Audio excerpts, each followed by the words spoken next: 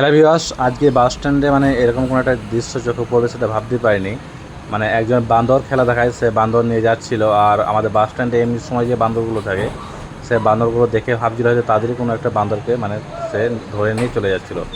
তারপর বান্দরগুলো যেভাবে লাফাচ্ছিল আর মানে তাকে ধরার চেষ্টা করছিল, তারা চাইছিল যেন সে বান্দরটাকে ছেড়ে দেয়।